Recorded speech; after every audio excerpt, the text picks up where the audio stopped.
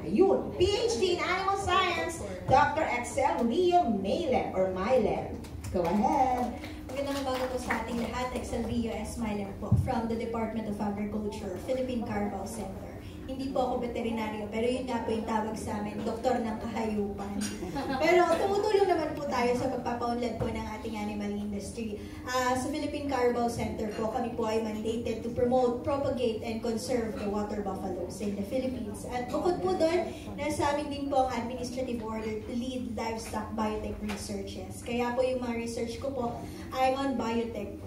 So, ang aking main program po is on addressing or helping to have a climate resilient water buffalo or livestock production system. So, nag-identify po ako ng mga heat-tolerant na kalabaw. So, ibig sabihin po, hinahanap ko po itong mga genes sa baka at sa kalabaw, the sleek genes, para po kahit nasan sila sa Pilipinas, sana ay kaya po nilang i-withstand yung init. Sobrang init po, no? Lalo na po dito sa Pilipinas, ang weather daw po natin ay mainit at sobrang init. Or minsan, mainit at saka umuulan. Pag umaga mainit, tapos sa hapon umuulan. So, medyo nalilito na po ang ating mga hayop kung paano po sila mag-thrive, mag-adapt, mag-survive. So, sana po ang pangarap po namin ay mahanap po namin yung mga genes na yun, and yun po yung mapag-cross natin siya para yung mga animals po natin could adapt sa ating environment. And then, apart po doon is I also work on reproductive biotechnology. So, embryo production in water buffaloes and in cattle.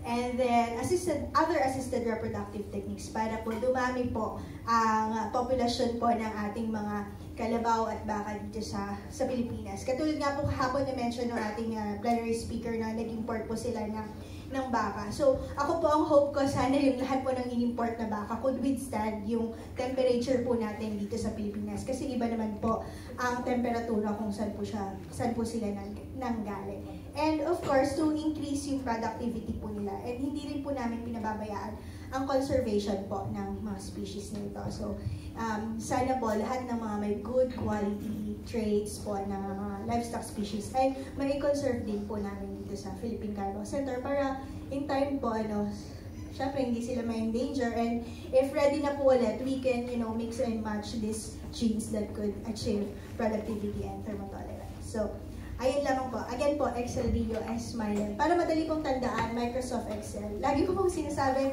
it's so hard to live by my name. But imagine, I have to excel all the time. But I guess, looks like I've made it. I'm here. Thank you po.